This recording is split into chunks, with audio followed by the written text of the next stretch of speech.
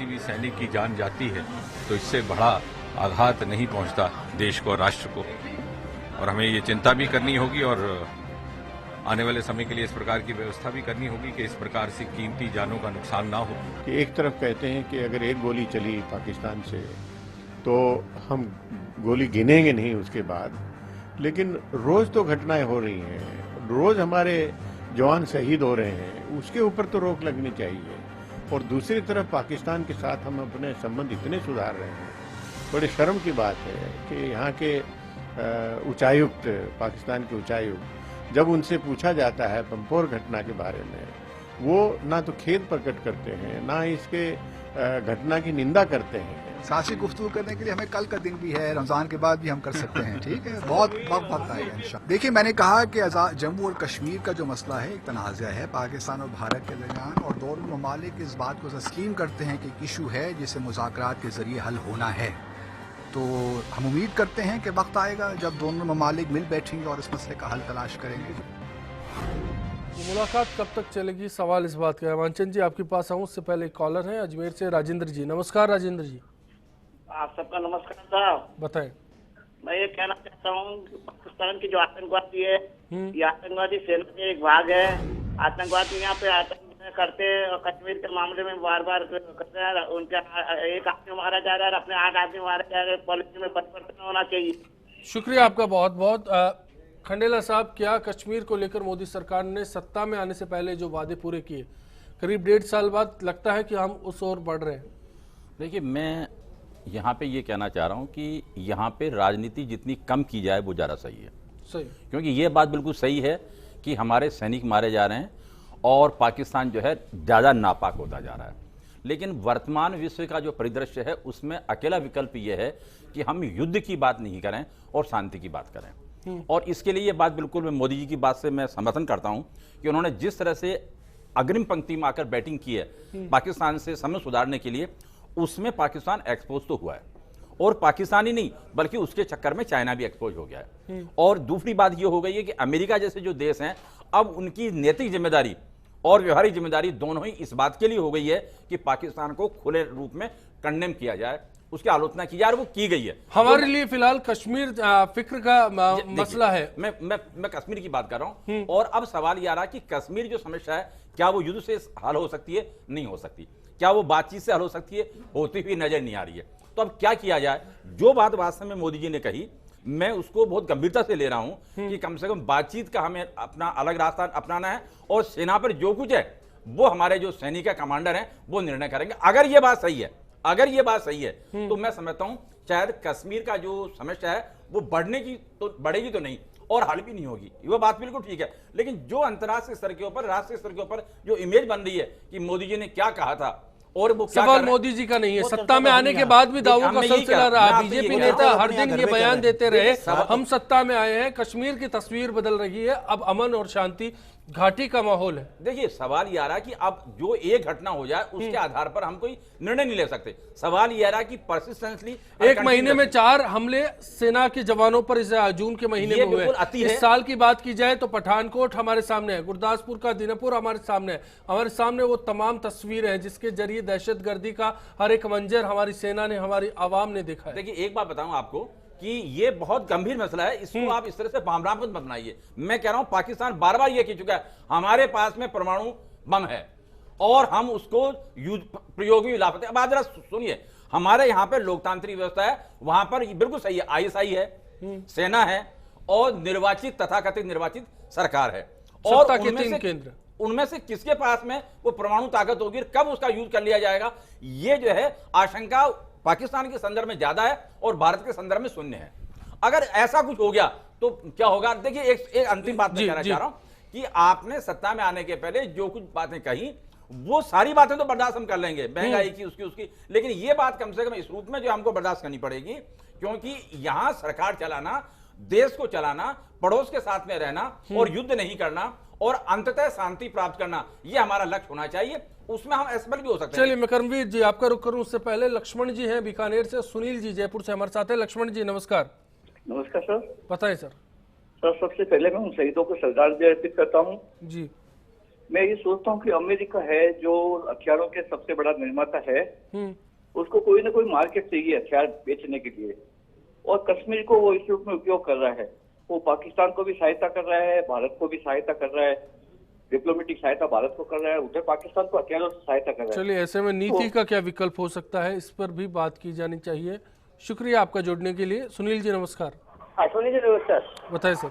अश्विनी जी, मैं 4 तारीख को जम्मू वैष्णो भी गया था, तो 4 से मैं 15 तारीख में वहीं था। तो मैंने वहाँ का जनता का और वहाँ की जनता का जो विचार देखे, बड़े अच्छे वहाँ के लोग हैं, लेकिन वहाँ की जनता, मैंने जब वहाँ से पूछा मैंने वहाँ का क्या माहौल है, तो वो कहते हैं भाई ये बीजेपी सरकार है जो 370 धारा हटाने की बात कर रही थी, सरकार बनाने के लिए अपने वादे भूल गए।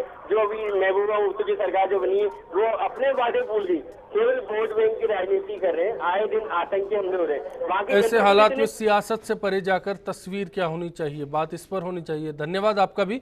कर्मवीर जी, क्या अलगाववादी, क्योंकि कश्मीर में एक मुद्दा है अलगाववादियों को लेकर भी, उस पहलू के जरिए इस समस्या का हल निकाल सकते हैं मोदी जी? जहाँ तक अलगाववादियों की बात है, अलगाववादियों के मसले की वजह से ही दोनों पाकिस्तान और भारत के जो NSA लेवल की टॉक होनी थी, फॉरेन सेक्रेटरी लेवल की से पहले जो टॉक होनी थी, दोनों टॉक इसलिए बीच में रुक गई थी।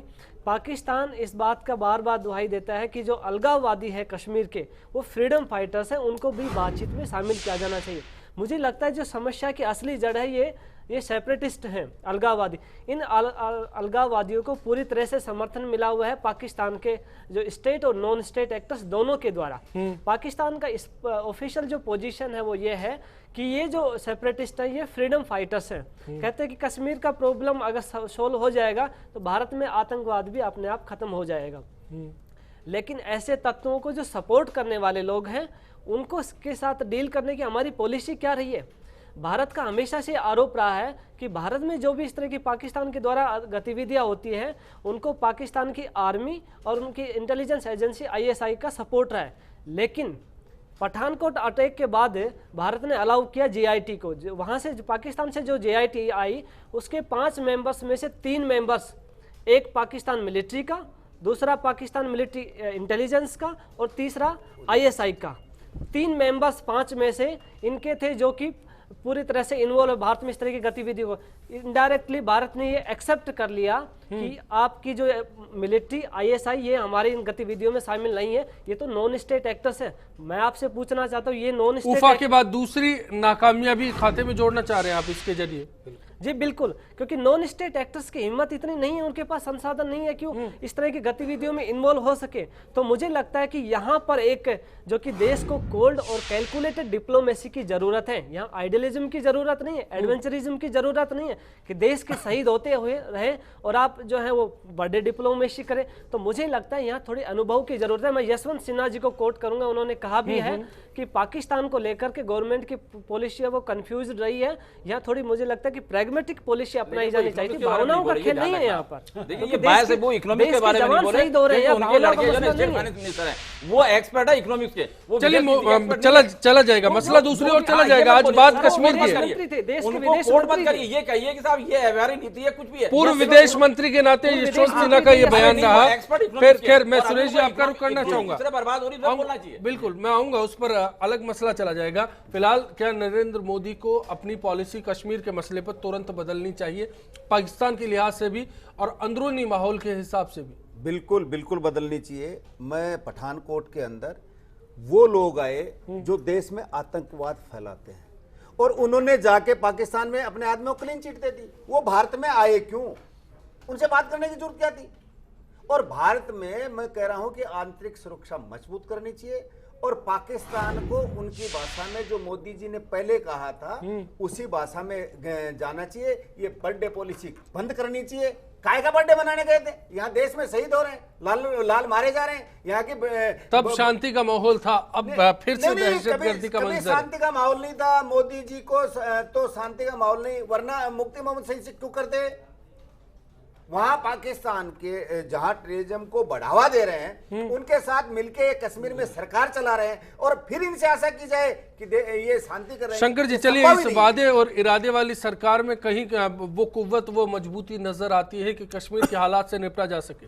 देखिए एक बात आप सुन लें, अभी आप विदेश नीति की बात कर रहे थे कि साहब विदेश नीति मोदी जी को परिवर्तन करना चाहिए, ये करना चाहिए। विदेश नीति कोई एक घंटे का या एक दिन का या एक साल का विषय नहीं है, ये समय समय पर चलता रहता है। आज पंडित नेहरू जी 18 साल तक 17 साल तक प्रधानमंत्री रहे, तो उनकी पूरी विदेश नीति का एनालिसिस करेंगे तो उसमें बहुत सारी कमियां निकल आएगी, बहुत सारी अच्छी बातें भी आएगी उसमें से। तो इसलिए आपने जो बार बार में बात कही कि वैसा वो उनको क्या नाम लाहौर नहीं जाना चाहिए, यहाँ पर पठानकोट में क्यों नहीं बुलाना चाहिए उनको। पठानकोट में जब हमने टीम बुलाई, हमको पता नहीं था कि ये टीम आएगी और क्या करके जाएगी, पर उसका परिणाम क्या हुआ? परिणाम ये हुआ कि अमेरिका में जब प्रधानमंत्री गए तो अमेरिका ने ये ऑफिशियल स्टेटमेंट दिया व्हाइट हाउस से कि जो भी कुछ वो ये पठानकोट हमला हुआ है वो 26/11 के हमले से कम नहीं है और पाकिस्तान को तुरंत इसके लिए भारत से माफी मांगनी चाहिए और उसकी जो निंदा करनी चाहिए।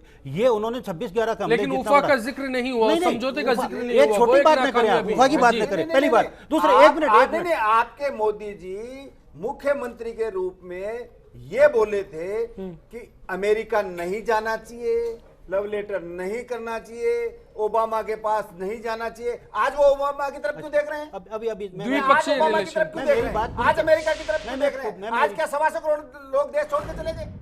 क्या आज सेना का पावर खत्म हो गया? बोलने दीजिए, एक बार बोलने दीजिए शंकर जी को। द्विपक्षीय रिश्तों की बात, दूसरा द्विपक्षीय रिश्तों की जब बात कर रहे हैं, कश्मीर समस्या के लिए सब कह रहे हैं साहब कश्मीर समस्या हल होगी कि नहीं होगी, कश्मीर समस्या।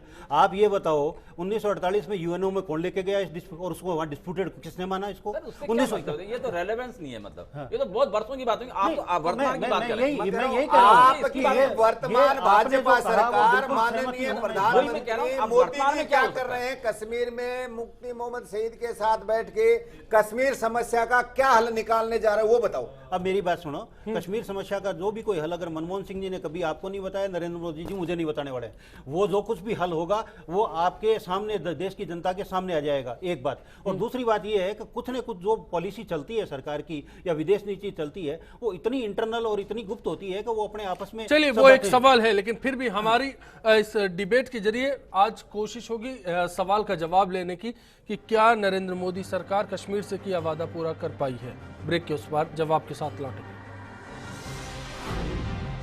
सरहद पे घुसपैठ लगातार हो रही है। अभी हाल ही में आपने देखा होगा कल कश्मीर से 6 आतंकवादी भारत में घुस गए, भारतीय एजेंसियों और सुरक्षा बलों ने 4 को मार गया, लेकिन फिर भी 2 अभी गुजरे में। आज दिल्ली खतरे पे मंडरा रहा है, आज दिल्ली आतंकवादी के अंदर घुस गए ऐसी सूचनाएं मिल रही है। तो कहीं ना कहीं घुसपैठ को रोका नहीं जा रहा है। दुश्मन हमारी बाउंड्री में आ गया तो ये बड़े खेद की बात है, दुख की बात है कि ऐसा नहीं होना चाहिए। हमारी इतनी बड़ी ताकत होते हुए विश्व में हम भारत जो है वर्तमान में विकासशील देशों में गिना जाने लग गया है, तो ये तो बड़े शर्म की बात है कि बॉर्डर में होके और विदेशी ताकतें अंदर हमारी बहुत बड़ी सीमा में आ जाए, ये शर्म की बात है।